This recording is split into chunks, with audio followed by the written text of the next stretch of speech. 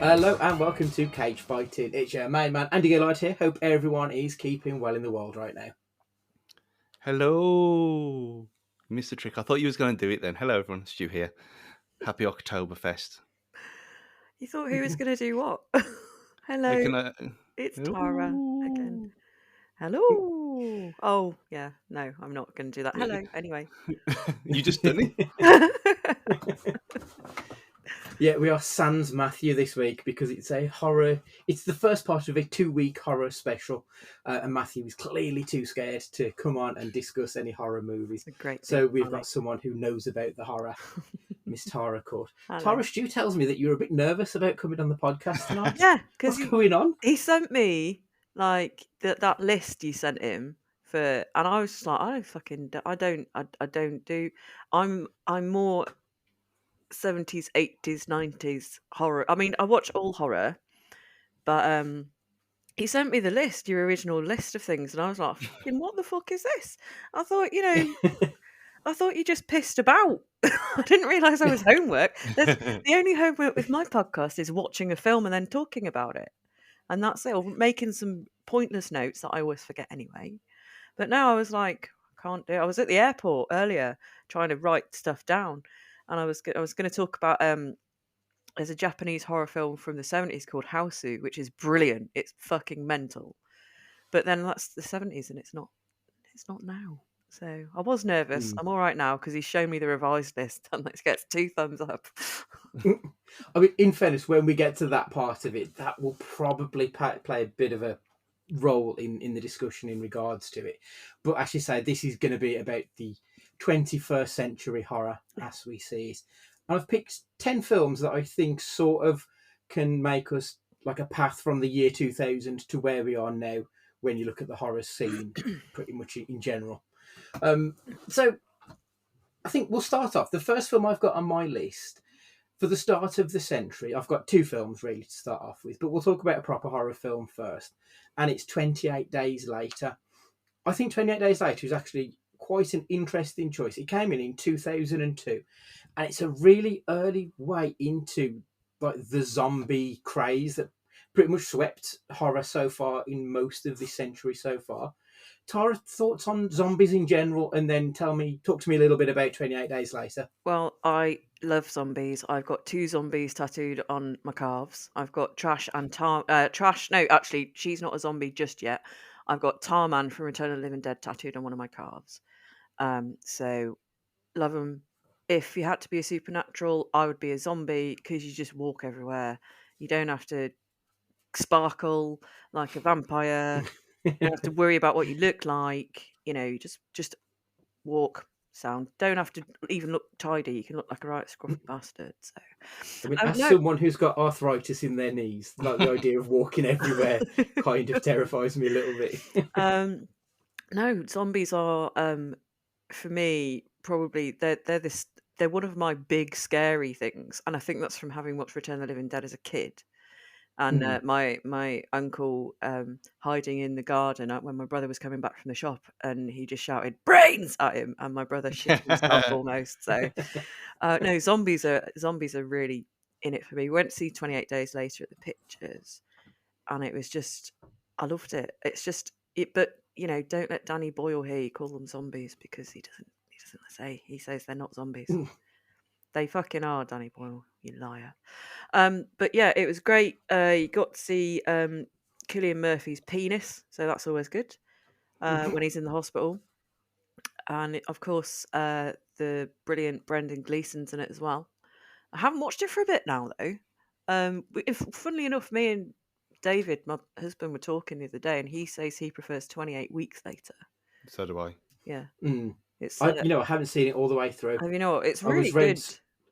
I've seen like probably 3/4 of the film, but I haven't seen the very beginning and the very ending. But I've seen everything in the middle, so I haven't been in a rush to actually visit that one. No, but obviously there is talk about 28 years later, I believe. Yeah. So might be interesting. Yeah, I think. 28 Days Later. The issue I have with it is then it just becomes like where they've got that zombie chained up, so he's just like Bob, effectively. Yeah. And Dawn. So sorry, Day. Day? Yeah, Day. Day, yeah. Yeah. And it's fine. It's good. It is good for what it is.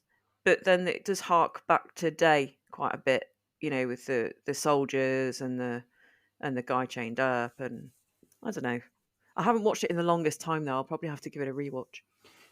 Do you think a reason for that is because we've went through like the 80s and 90s horror where it was a little bit sillier, and that return to your 70s style horror was a little bit more grown up and a little bit more, I don't know, just not quite as disposable as a lot of 80s and 90s horror was. So maybe this was a step towards a more adult look at the horror genre, Yeah, maybe. yeah, it could be. Just trying to think. Yeah, 70s and 80s horror that's where my heart is there. But they are stupid, and that's why my podcast, except for tonight's one that's just gone out, fans. We've done Serial Mom from 1994 with Kathleen Turner. One I've Ricky seen Lake's at last. finest performance. Yeah, it's the fucking tits. But my next door neighbour's obsessed with it, so that's gone out. So, but that's like a silly one as well. But yeah, it could well be. I mean, they're trying to do it with Scream and all that stuff as well when Scream started. And Final Destination is an adulty, even though it's about kids, it's like a Mhm. serious horror rather than just Tom Atkins with his arse out chopping someone up, or Michael Myers going after someone again, or Jason X, which I do love Jason X, but could be But that. not because it's good though, Oh no, it's because shit. it's It's kind of shit fun. and good, Yeah. yeah. But it's got one of the best kills in it. Best ever kills. The woman in the science lab where he gets up off the table, grabs her by the back of the head, shoves her face in that acid that freezes everything, Mm. and then smashes her head off the side of the thing. So her face just explodes. Brilliant. So good. Was Jason X the one with Buster Rhymes in as well? No, that Is was that one? Was he not? Was he not in Halloween? Was he not in Halloween H2O? That was LL Cool J. LL Cool J. I'm getting my rappers mixed up. Mm. Happens all the time. I don't know because I haven't watched all the Jason films, but yeah. Sorry. Anyway, I've hijacked it by talking about 80s and 90s horror when we're not doing that, so I do apologise. Stu, why zombies? Why did they sort of take over the century? You know, it's good this is because I don't really have to ramble on like I normally do. And there's someone else who just talks more than me. It's amazing. I don't know because zombies are very stupid, as Tara's just said, and from what we had with Evil Dead and all that stuff, and that's why I think probably why I was never scared of it because you can't really be scared of it, can you? When as a '90s kid, what are we? Are we '80s or '90s kids? What are we classed as? Because it's the We're Gen X, aren't we? well, No, you no, might we're be, we're millennials. yeah. Fuck off. We're geriatric millennials. All right, I'm Gen X then, but yeah, I'm an it's 80s kid. I was born in 79, but I grew up in the 80s, so See, whereas I'd say I was a 90s kid because I grew up really in the 90s. That's when Yeah. I was mostly in school. So yeah. Yeah, Mm. exactly. That's so we're '90s kids. So looking at these things from a '90s kid lens and not at the time when they might have been scary then, but they definitely were in the '90s. This being pitched as it's a zombie outbreak, and I thought, well, this is going to be pretty silly, and it was actually brilliant. yeah. And I think there was ways around it on that, and I think we still got silly with things like iZombie, which we both love. Mm-hmm. Yep. But yeah, it was almost like a reinvention, and all of these things are zombies. Even like The Last of Us, where they say, "Oh, they're clickers or they're the infected." No, They're they're zombies. zombies. Yeah. I know they're zombies. Yeah. Call them what you want, but they're mindless creatures, aren't they? You know, they're a husk that just acts on instinct. That's a zombie. So yeah, Or the Welsh. absolutely. Fuck me! I didn't expect racism on this fucking podcast. Jesus, I was going to say like the Tory party, but Well, oh yeah, I've got to say now because I know you both love it. I really don't like Shaun of the Dead. Pisses me I off. mean, Why did you have to invite her on, Stu? It just annoys me. It's like, it's fine, but then there's the scene in the pub where they're hitting the zombie with the pool cues, which doesn't. It's bullshit. So I'm sick of it. And Of course it is. my favorite of the It's not trilogy. a serious film, though. No, my favorite of the trilogy is At World's End. The World's End. That's my favorite one. I really enjoy that one. It's really good. Might be because it's got Paddy Considine in it, but he's also in Hot Fuzz as Hot well. Fuzz. Yeah, but He yeah, I plays mean, one of the Andys. oh, brilliant. But yeah, we did go and see it, and I did kind of enjoy it, but then it's always on ITV2, and then I had people banging on about it at me, and I was just like, oh, fucking, it's not that good. It's okay. It is. It, It is it, brilliant. But then I'm a huge Spaced fan, and so am I. I feel like it's the most spaced that Edgar Wright has done on the big screen. Yeah. It really translates well, so that's why I think it's perfect. And it's not to be taken seriously, No. like you say. Them hitting John, was that the landlord? Yeah. Them hitting him with the pool cues. That's never going to kill him, but that's No. not really the point of the film. Mm. It's a masterpiece, and I have several people that agree with me. Stu, 28 Days Later, though, as a film piece, I mean, we're obviously Doctor Who fans. Is this probably the first thing we saw Christopher Eccleston do? Yeah.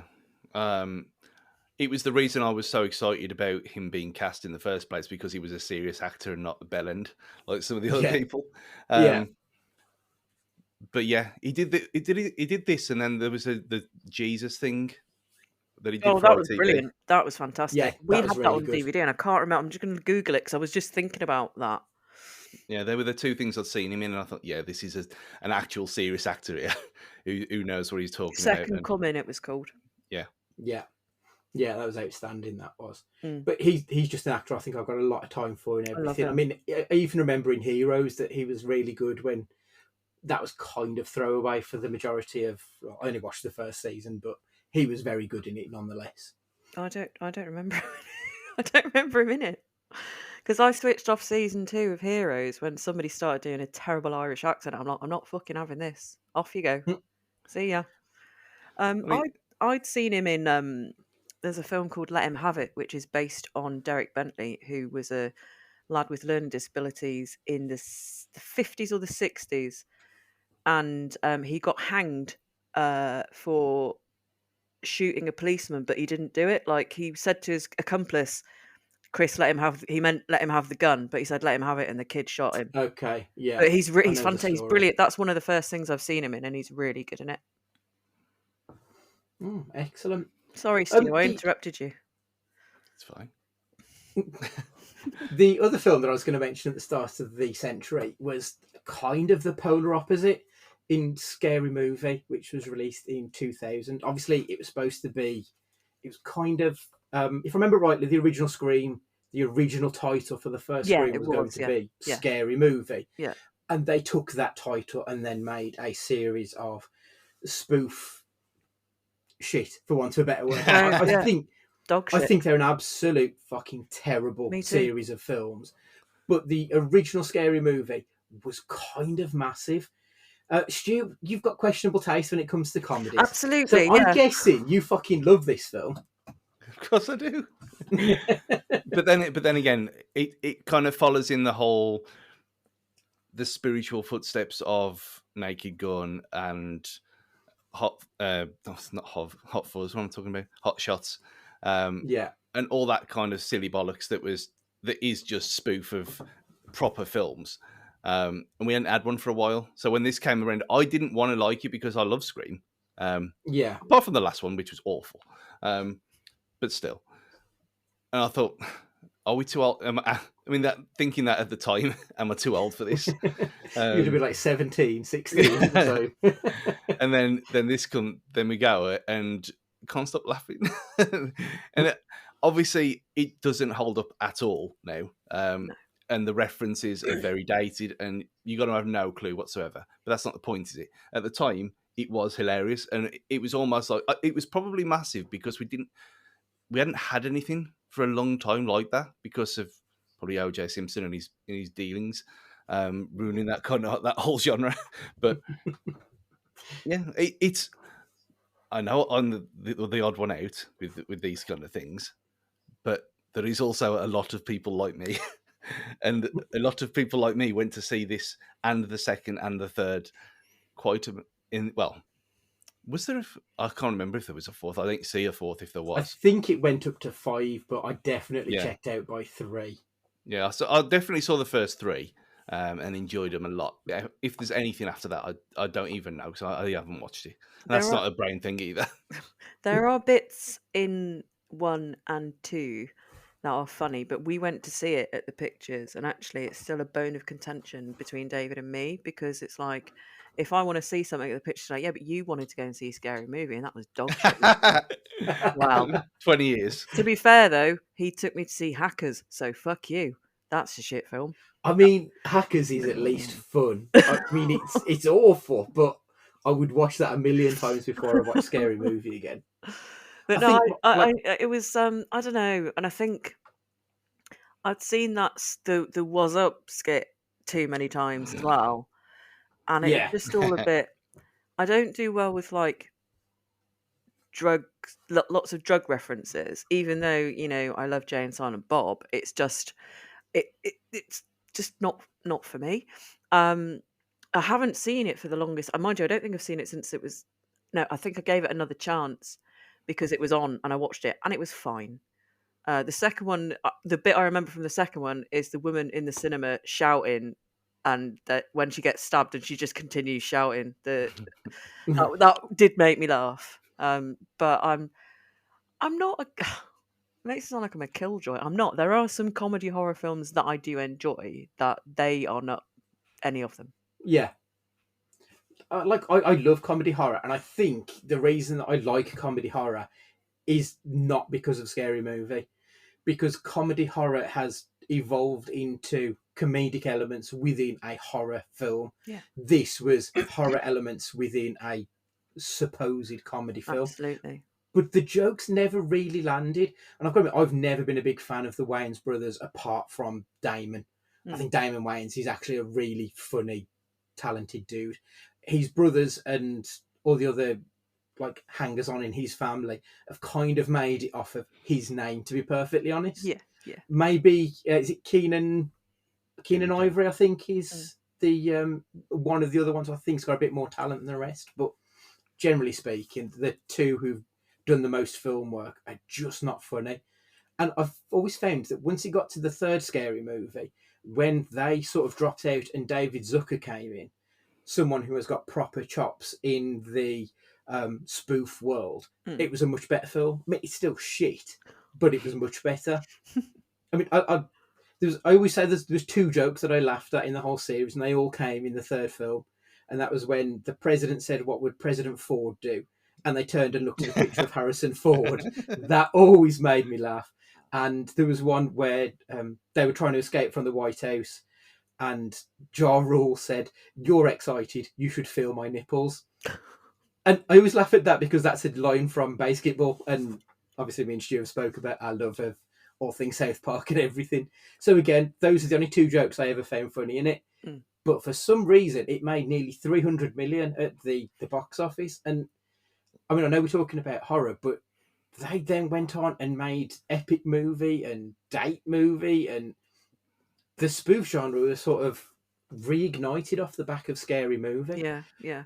And I have absolutely no idea And how somebody that needs to happened. fucking set it on fire because they're just not great. I didn't see any of the other ones. No. There was no. I didn't have any kind of.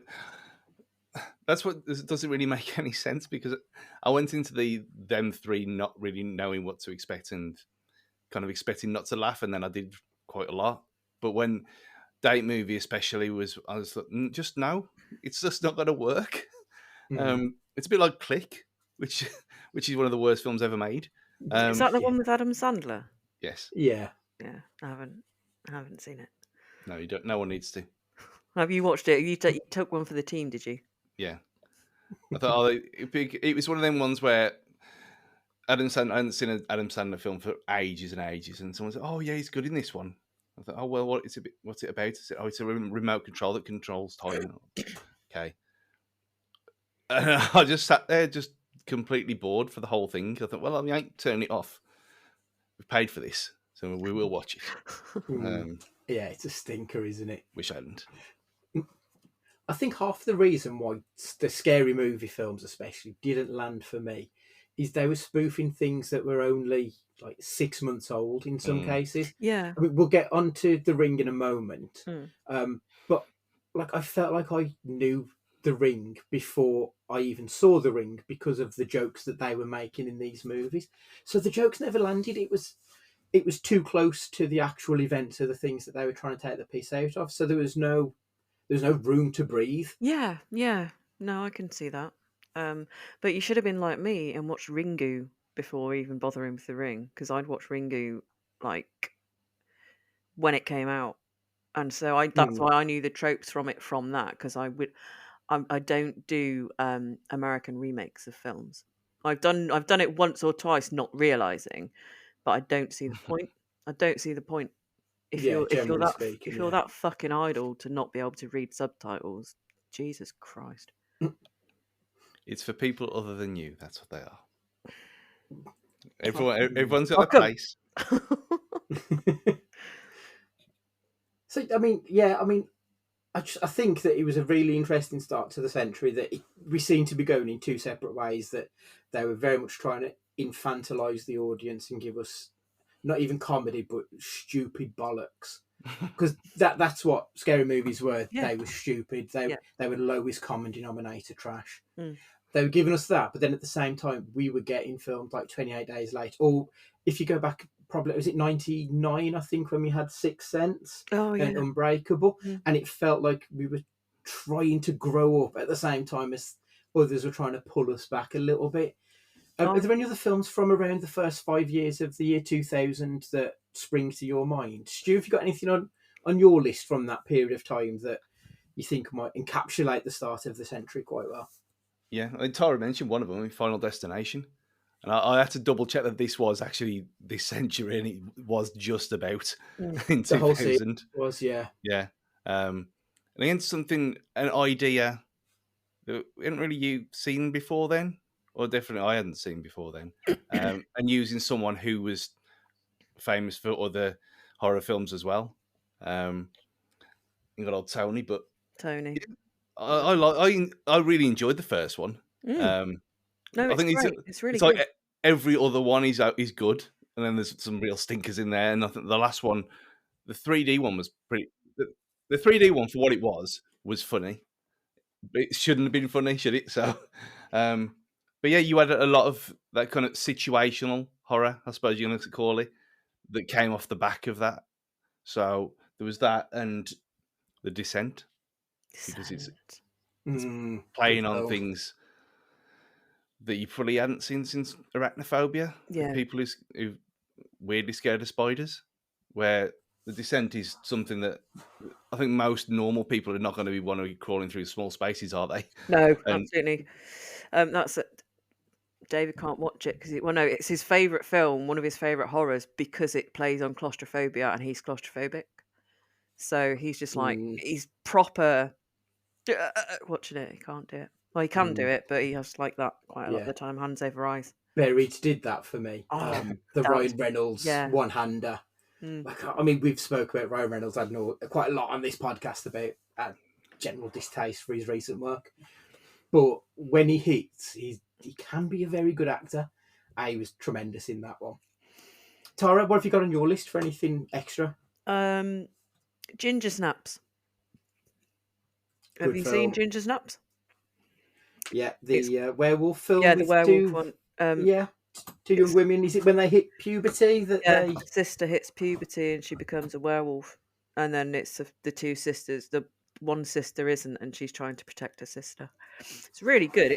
It's your thing from the 50s. When you become a teenager, your body changes, kind of thing. So it's an allegory for being a teenager, but it's really, really good. It's Catherine Isabel and Emily. Can't remember her surname, but she played Beverly in the It TV series. If you watch that, the first It that came out, the 2-part, that I fucking love. I'd love it. It's just My dad hired it from the Tim video Curry, shop. isn't it? Yeah, it's Tim Yeah. Curry. My dad hired it from the video shop, and I watched it about 3 times before he took it back. I was obsessed with it, and I've met all the cast except for her. So I haven't met Tim Curry, but I've met all the kids, and they're all lovely, all really nice. Have you met Annette O'Toole?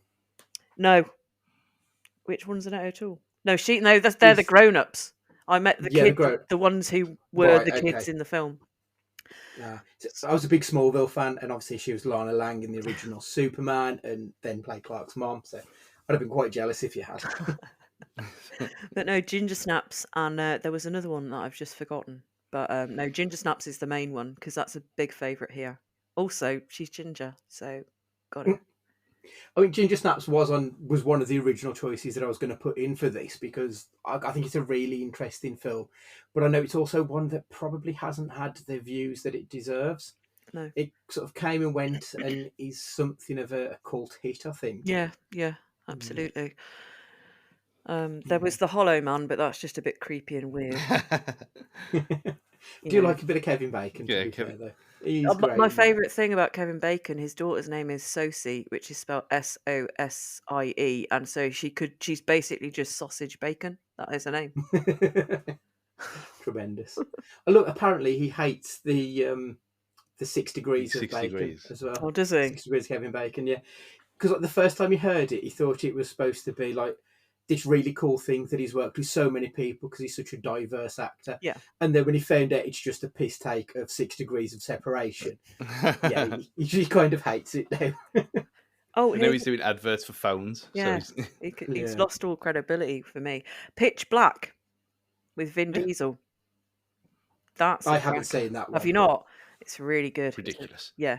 What ridiculous? What? As in it's really good, or No, that he hasn't seen it. yeah? After You're a hipster. You're supposed to see all these films. I class you on this podcast. Me and you are the same. We watch the films that these chumps won't fucking watch. I love Pitch I Black. went through a long period of time of hating Vin Diesel. It took me a long time to really get the man, the myth, the legend. He's a big old fucking nerd. What's to hate? Yeah, but see, he came into my consciousness with Fast and Furious, and it took me a long time to accept Fast and Furious. That's true. Yeah, I forgot about your love-hate obsession with Fast and Furious. Oh, there's no hate. Well, other than 9. I mean, there's a bit of hate. 3's not good, but at least he's not in. I mean, to be fair, the ones he's in are watchable generally. And 2's awful, 3's really bad, and 9's a shocker. Everything else is. I mean, the great song that we released as well. Oh, that's a fucking tune. That is. Feel Like I Do. Superb. It's an absolute bop. Is it? You wouldn't have thought it. It's genuinely really good. Okay. I'll check it's it a out. proper good summer tune, yeah. Okay. I just got memories of COVID times with the audience of Kelly Clarkson's chat show, just sort of nodding along on TV screens. I don't know if that happened or if that's just made up in my mind now, but yeah, it's brilliant. But yeah, that was why I never watched Pitch Black. You should watch it because it is good. And Riddick as well. Yeah, I don't think I've watched Riddick. Because the Xbox game came out, and Mark had the Xbox, not me, and friends did, so I never played it properly. I probably should now. No, I've got one. Yeah, Chronicles of Riddick and all that stuff, expanding the universe, which we didn't need to do. Judi Dench is in it, ain't she? She's in Chronicles, I think. Yeah, it's really good. It's like it's so far up your street. You'd be cul-de-sacking yourself not watching it, Andy. You need to do it. We'll see. Moving on to the next film. So, like the third film on this one, the film that I've put down is Ringu, which is actually from 1998. Yeah. But I thought actually it makes sense for it to be having an impact on the 21st century horror, because even though it was 2 years before the 21st century started, I don't feel like the rise in Asian horror really started to pick up any momentum until something like Battle Royale hit, which would have been 2000, and then all of a sudden, like, eyes turned east somewhat, and we started to pick up these other films. So we had like Ringu and Ju-on, and so what happened in the year 2000 that made people look to these Asian horrors? I don't quite understand it, because obviously we've always been a very American Hollywood centric society when it comes to our cinematic viewings. But for some reason, something changed, I feel, in the early 2000s. Stu, have you got any ideas what prompted that switch? I mean, it might be like the fear of the unknown and adding in a language barrier into something that's already quite terrifying. Um, Meaning that, I don't know. I know when I watched we're not Train to Busan. We're not going to talk about it all because it's too late. It's worth like just speaking about in general though, because that's a very good film. That's It's fantastic. Korean, if I remember Yeah, rightly. yeah. I That's a mean, great film. watching that, and obviously there's not that much dialogue anyway, but reading it and then having your eyes distracted for a mere second and watching it on a bigger screen, which was a mistake, because you're looking away and then you're looking up and you're something else going to bite your face Mhm. off. Maybe that's something to do with it. Maybe adding subtitles to things and not in the kind of in the what the kids do to everything now, which is just odd. But doing it because you generally don't understand any other way. Maybe that's got something to do with it, and it is the unknown, and it does add a bit of authenticity to it. Maybe. But you've got to Mhm. think though that kaiju and Godzilla were horror back in the 1950s. So it's all they've Mhm. always done it. And like I said, Hausu, which is Japanese, um, from the late 70s, it's fucking mental. But you should give it a watch. I don't know because, like I say, I watched I watched Ringu when it came out, and me and David and his housemate Mark all sat and watched it. And when the film finished, the three of us reached for our fucking mobile phones to try and ring the house phone to like. um, I don't know. My friend Tom is a big K&J horror fan, so he got me to watch Ju-on. And so sometimes if we're just if we're drunk or we're just talking about something, we'll just make them that noise. Um, yeah, but like I said, I don't. There's no reason for it, but we got Train to Busan and the two Raid films, which I know aren't technically Oh, horror, fantastic! but they're brilliant. Mhm. They're so and it makes me think, why do I not watch more of this? One Cut of the Dead. Have you seen One Cut of the Dead? Mhm. No, don't know that one. Oh, that's brilliant. So, I won't. It was a smash at one of the like I go to Fright Fest. We've only been for like 3 years, but that was a smash at one of the previous ones. If you can watch it, watch it. I think it was on Film 4, so you might find it on there. Okay. But that's a really good one to catch. So yeah, I'm gonna have to check out more and more because I'm missing out. I'm Mm. It's missing out. it's available to rent on Prime. Okay. Okay. Um, but as I don't know, I am missing out, but it's yeah, it's not for any like I watch subtitled films a lot, but I know in Korea and Japan a lot of their stories are ghost based, and ghosts don't really do it for me. So that's why I didn't like the others. I really didn't like the others at all. Mm. I won't watch Woman in Black because I know it's about a ghost. It's Insidious, good. It is I good. don't do it's. Ghosts don't do it for me, so maybe that's why. Mm. I mean, I've got to say, I'm not a huge fan of ghosts. I mean, the only one that immediately springs to mind for us is Pay the Ghost with Nicolas Cage, which is absolute dog shit. But I've got to say, yeah, Woman in Black was excellent. And for it to be a 12A, Mm. sort of makes a mockery of the BBFC, because like it was kind of spine chilling in parts. Okay. And yeah, I do think that's worth a watch. Um, in regards to Asian horror, is it outlandish to say that Ringu laid the grounds for Parasite to win the Oscar?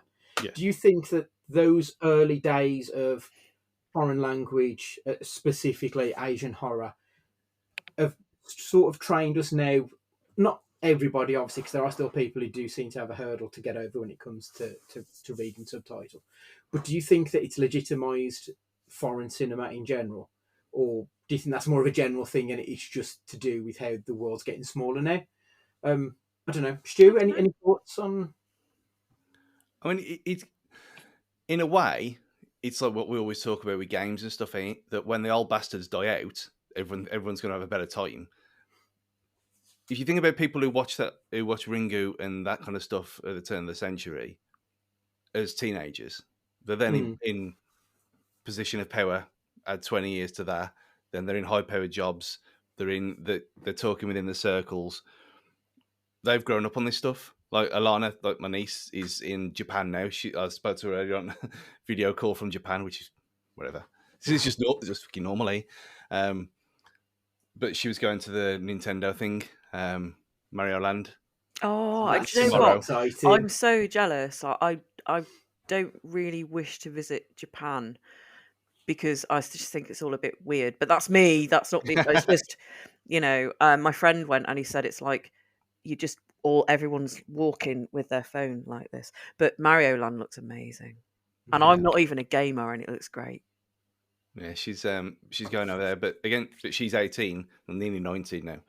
But she's been into anime and all this kind of stuff and K dramas and whatever since she was 13, Mm. 12, 13.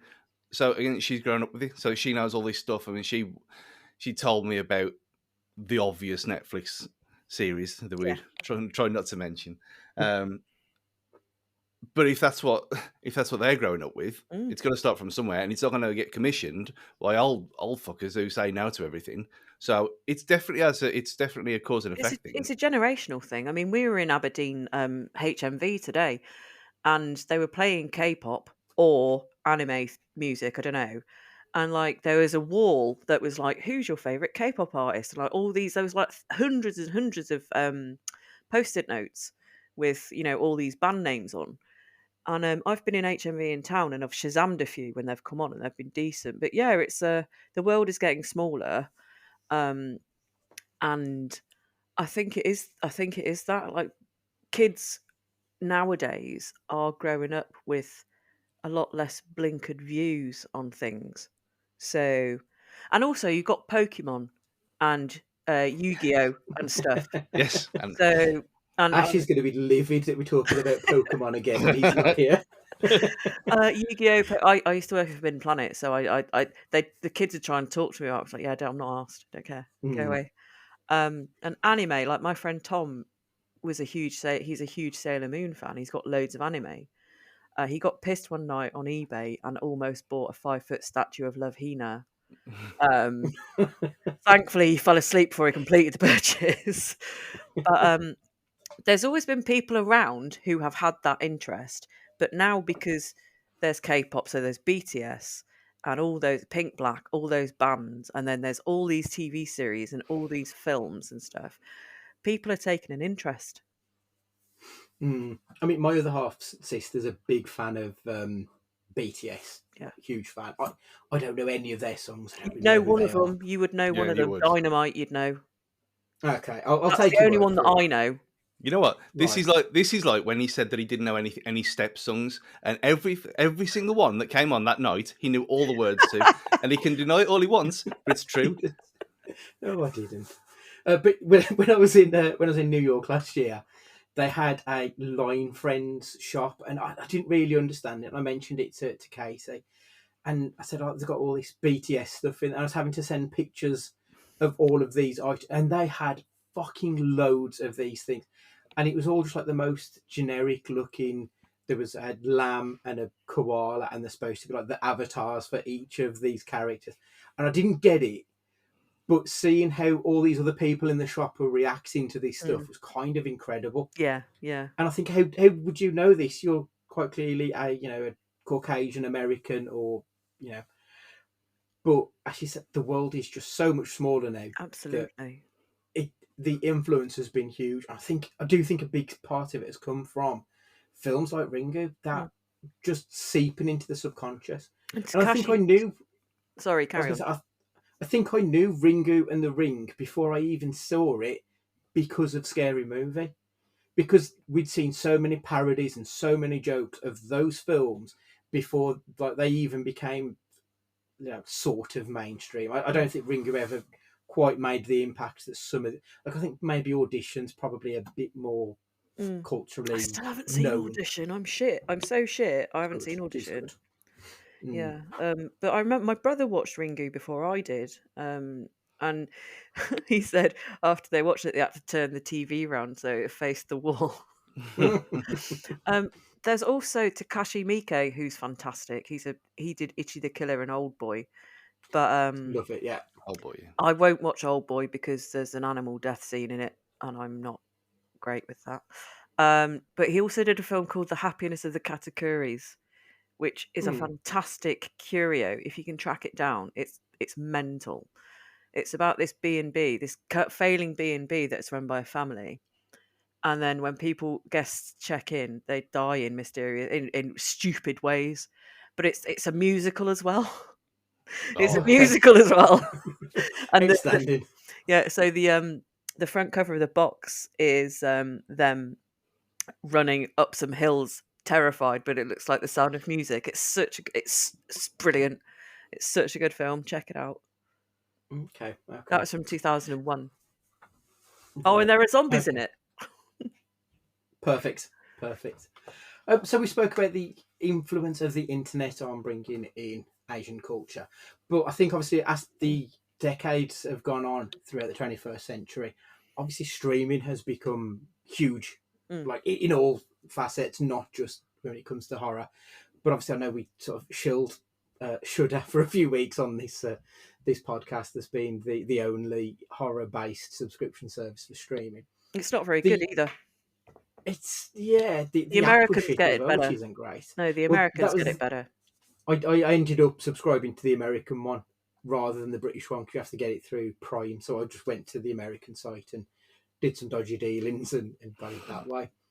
But the next film on the list I've got is Host, because I feel like Host is probably the one film that's.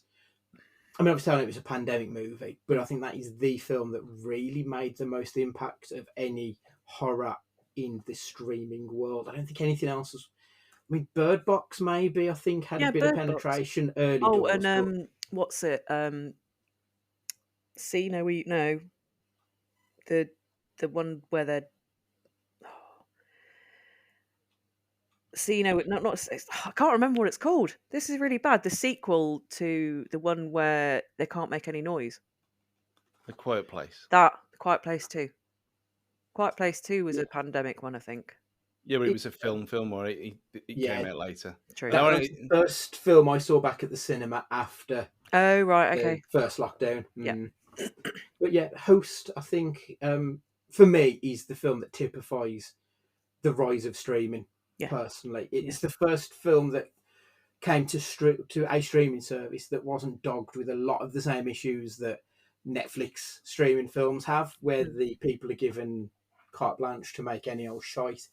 This was a very taut, kind of terrifying horror. I mean, I know Stu's taken the piss out of me before about when I watched Unfriended on my laptop and it scared me. No, I had to watch Unfriended. Yeah, it's great. It's really good. But I had to watch Host in the middle of the day because I was too scared to watch it at night. Like, it genuinely got my nerves jangling. It was superb. You did it to yourself, though. I did with Unfriended, in fairness. Yeah. That was ridiculous, watching it in bed on a laptop. I mean, yeah, that did not make sense. But yeah. Stu talked to you about Host as a film, and tell me about what challenges do horror... No, not more challenges, sorry. What's the benefit that horror creatives have on putting films on streaming services rather than going through the studio system? I mean, eyes, mainly. You got a baiting audience straight away. You ain't going to sell it through ridiculous trailers that give everything away. You can give it through... I mean, Unfriended was... I mean, did we watched that independent of each other? Anyway, I'm sure we did. We did. It was either that or House. We did one or the other. We watched and then talked about it, and we were confused. We were like, oh, we are one now, and it was all that kind of thing. But that's exactly why. And there was one where I can't remember what it was. A Netflix one where he was chained to his dead wife or something on a bed. I can't remember what it was called though. Gerald's Game. Yeah, that's the one. Yeah, it's a Stephen King novella, I think it was. Yeah, that was the only other one I could think of, but I couldn't think of its name. It wasn't very good either, but I think that is the argument though, that you've got a ready-made audience. I mean, how many people have watched that Beckham documentary just because it's on Netflix, and it's front page. There you go. Mm. Who would have watched a silly Korean drama about a kids' game? Not many people, but it was on the front of Netflix, so everyone did. And now we got Squid Game 2, which is inevitably going to be awful. But Yeah, there we are. absolutely. But I think They're that's right. advertising the reality show at the moment, aren't they? As Yeah. well. Well, people don't die, do they? They don't die, so there's no point. What's the point? Yeah, Exactly. It's not Squid Game. It's just the floor is lava. That's all it is. And we've Which had is that already. Yeah, it's on Yeah. already. Yeah. So I think that is it, that you've got an audience there of literally millions of people that if you make something that's decent or even quirky or interesting, people are going to give it a chance. And not just weirdos who like us who pay 18 quid a month to go and see weird stuff in the middle of the day. Normal people who just come in from work and see things and think, oh yeah, okay, I'll give that a go. You ain't going to get that with... I mean, how much would Host have made if you put it on at the cinema, especially not Because at that time, even now. and it's under an hour, so people wouldn't pay money to go and see that film. No, that's very true. But no, I'm with Stu. It's like studios can put out what they want. They're not necessarily going to get bums on seats.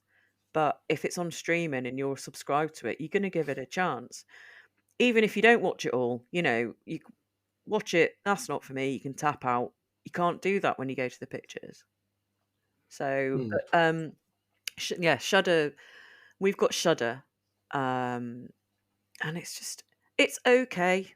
It's an okay service, but I have this argument time and time again that in Britain we aren't seen as true horror fans. That's why America gets fucking everything.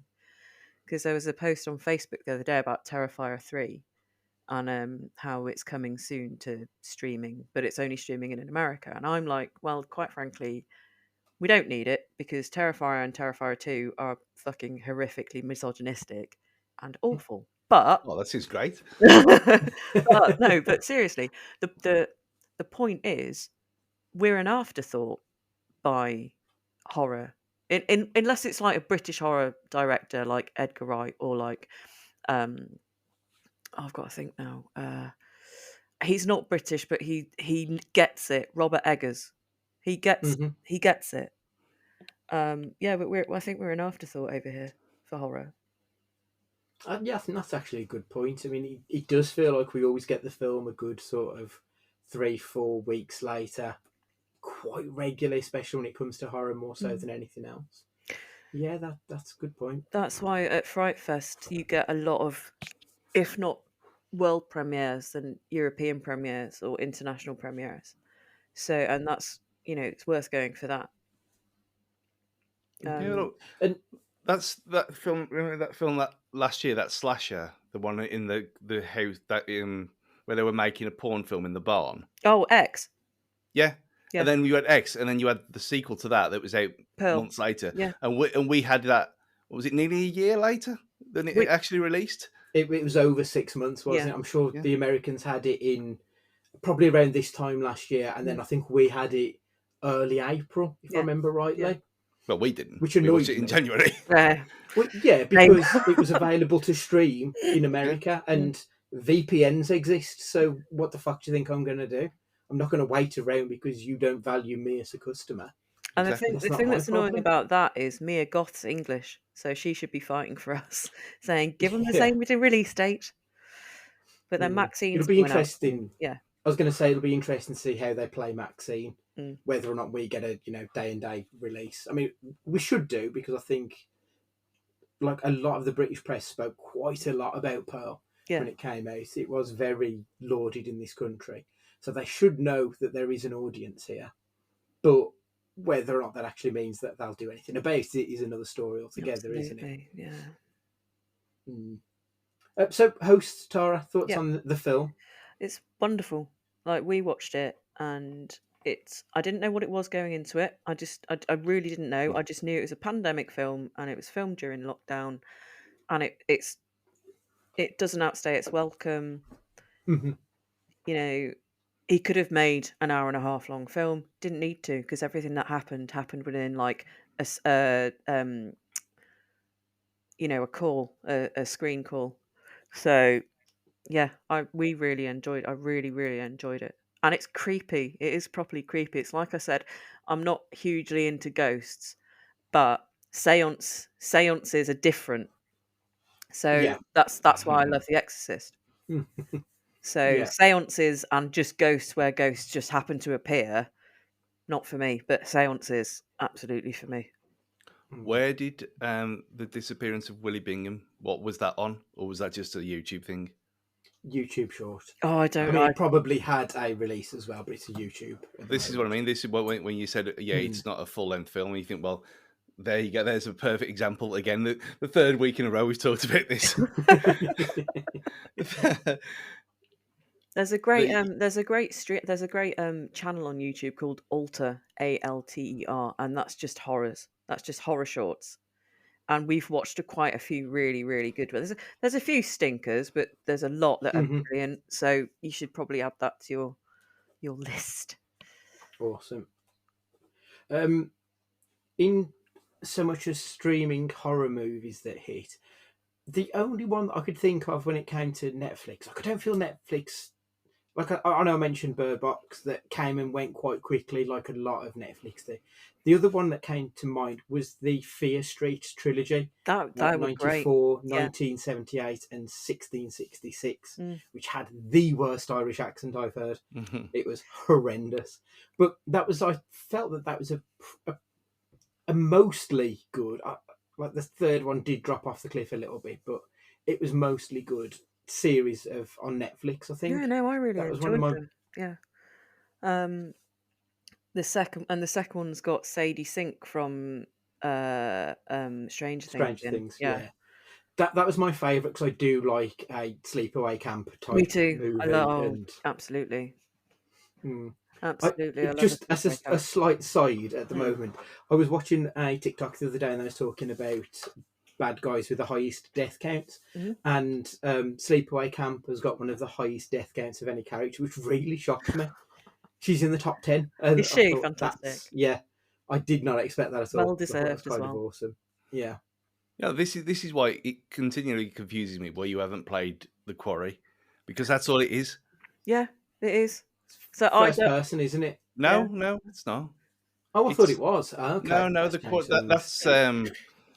that's Outlast. What we were on about last week when Jaffa was trying to scare you. Right. Um, now The Quarry is like Until Dawn and all them kind of things. Right. Okay. That's added to the list then, Yeah, because I'm I not that don't do far off the end of Game of God of War even. I So don't do games, but David does, and I watched him play The Quarry and Man of Medan as well. Yeah, yeah. So yeah, no, they're really decent. Little Hope and the one after House of Fear, House of Wax, something like that. Not House of Wax. There's a third one anyway. The third one was on Plus Extra yesterday, and I haven't played the third one. So okay, the super. Dark Pictures anthology. It's the one with the curator guy that I showed you before. Oh,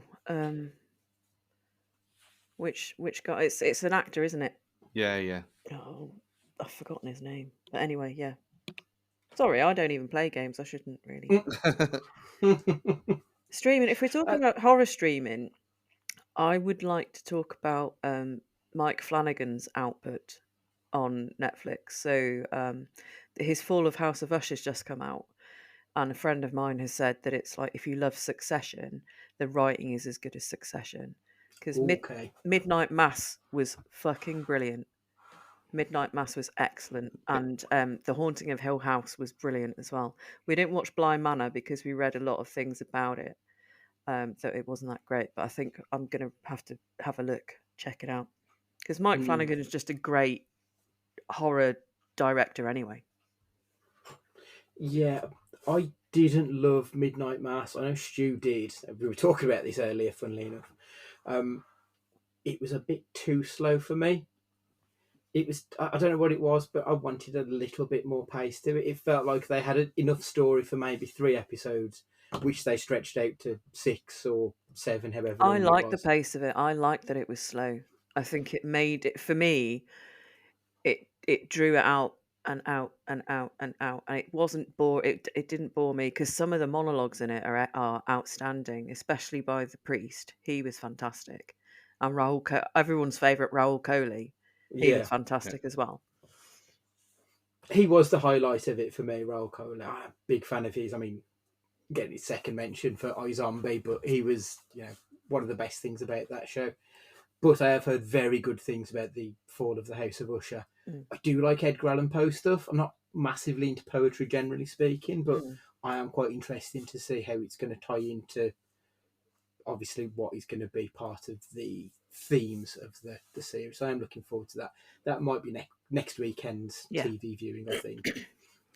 So what I was on about, just it was Until Dawn that had it was the narrator, it was the doctor, it was Peter Stormare. That's him, Peter That Stormare. he was in Until Dawn, and the other one in the Dark Pictures, it's someone else, but it's a similar kind of thing. Until Dawn was the one with Rami Malek and Hayden Panettiere, Yeah, which is also excellent. it's very good. It's a free game as well. Just go and do it. The next topic that I wanted to look at, so film number 5, I've put down Hostel because the next topic is torture porn. I mean, obviously, Stu, you mentioned that we could quite easily sub in Human Centipede in for Hostel. I think you could probably go with Saw 2 onwards. I don't think Saw is a torture porn film. I think its sequels definitely veer quite heavily into to that. But I think for me, Hostel feels like that was the first one where they really sort of went balls out to try and get people's kicks off in watching someone get brutalized. It felt kind of grotty watching it, and not in a satisfying way when you watch some scuzzy old horror film. Yeah. It didn't feel scary. It felt Wrong. It didn't scratch that itch at all. Whenever I watch anything that I would deem as torture porn for me, I really struggle with it as a genre because it's just so abrasive when I watch it, and there's no enjoyment to it. I don't get it. Stu, can you change my mind on that? Do you enjoy torture porn? Is there anything that you take from that genre of film that you think, okay, this is something vaguely enjoyable? I mean, I've got no moral compass at all, have I? I mean, I have been looking at the images from in Israel, so and it is what it is. It doesn't. It's obviously bad, but we're not going to talk about that here. But I don't like ball up in tears and all this stuff like normal people should do. So seeing people mutilated in ridiculous ways is quite entertaining for me. It's kind of serial killer 101, I suppose.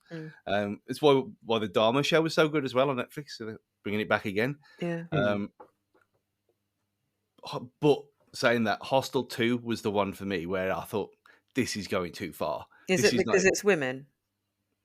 No, it's just there was something about Hostel 2. It just seemed a bit evil, and the first one was fine, but the second one there was just some vibe about it. I thought this is just a bit nasty for the sake of being nasty, and we've just established it doesn't bother me seeing brutal stuff. I can deal with it. That one was where it went too far. But Saw, you can bring it on. Brilliant. Anything else? Chopping people's arms off, Monty Python style, and fine. People being tortured, their eyes being messed with. That's the only one that gets me. And like, if you eat, it's like what gets. And I'm a Celebrity every year when they have to eat like an eyeball. That's the worst one. That's why I can't eat onions. Onions are evil. But it's the same thing. They look like eyes, so it can't be done. Don't eat lychees then, Jesus. No. No, I've got an eye phobia, and so that bit in Hostel where she has to have her eye cut out, I was like, ugh. Have you seen Hostel 3? No. Hostel Didn't 3? even know they made a third one. You know, you think it's going to be shit, and it's a pretty decent flip of the genre. So,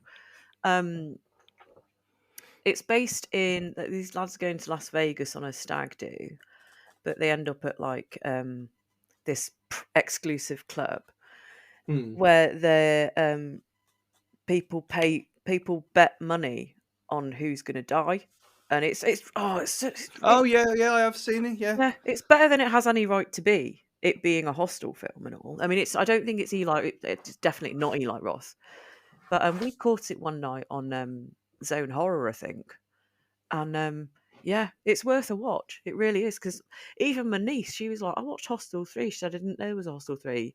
And she said, "And I thought it was going to be dog shit, but it was actually really quite good." So, Okay.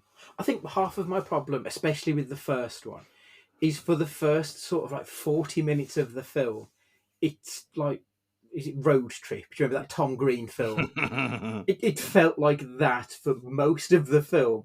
And then all of a sudden it takes such a handbrake turn into quite quite hollow, but just nasty cutting of limbs and Achilles tendons and eye sockets and shit like that.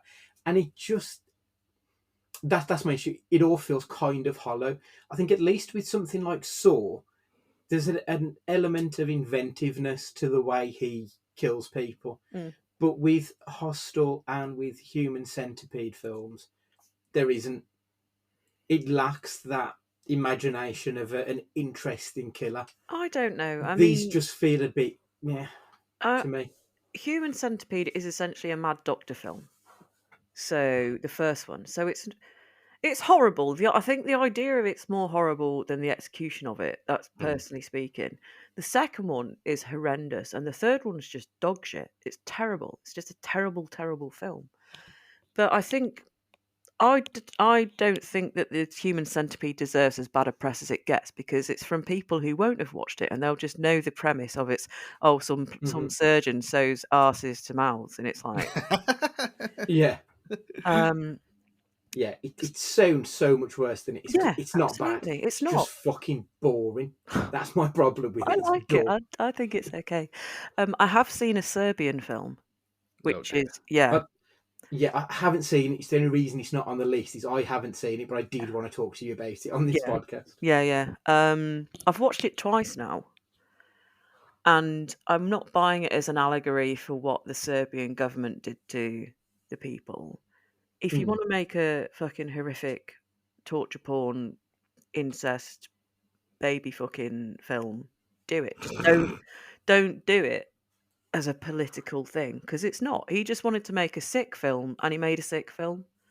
You Mhm. know, David won't watch it. He read the Wikipedia article about it. He was like, "No, that's enough for me." Um, yeah, I own a copy of it, and it's not something to get out every Christmas and go, "Oh, let's have a festive viewing of this family favourite." But it's interesting. You can stomach it. It's an interesting watch, and it's really well acted, which is why it's a shame that the people in it are in it, because no one will watch it because of its themes.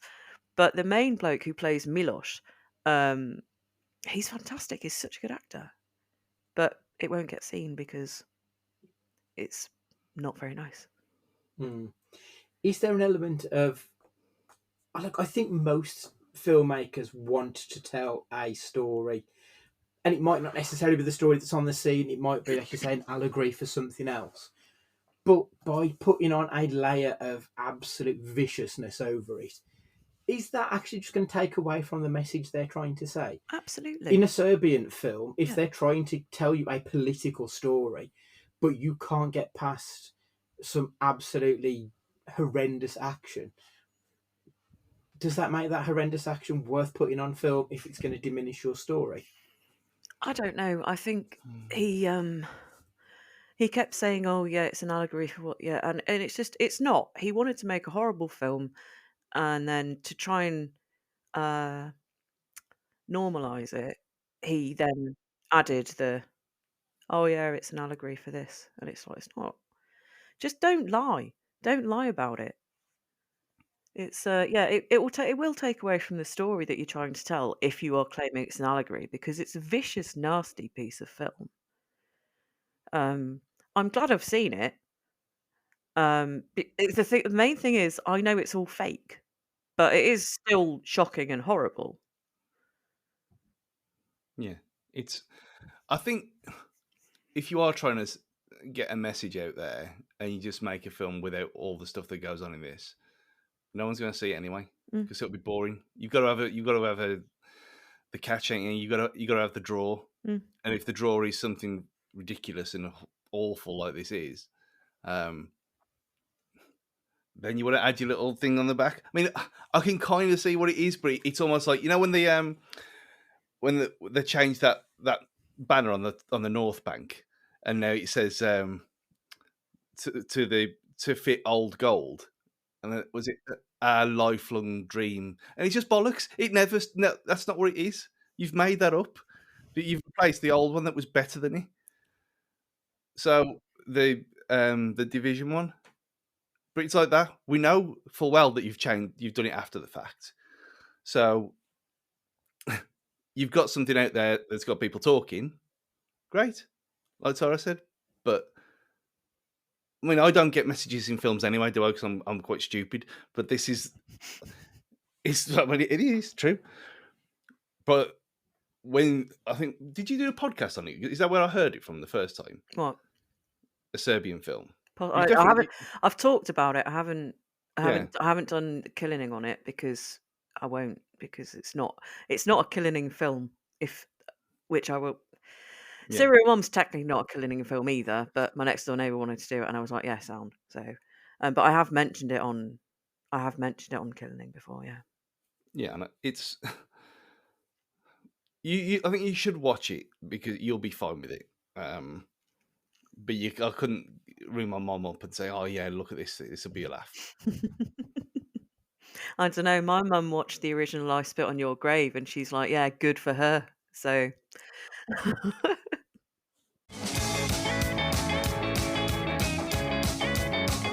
So because we ended up talking for a bit longer than I'd originally anticipated, we'll leave it there for this week, and we're back next week where we'll be picking up for the 21st Century Horror in 10 films.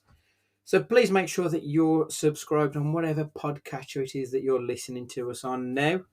And if you could leave us a review, we would love you forever. Please make sure you've got us on the Twitter or X or whatever it is people want to call it these days. We're at CageFightingPod.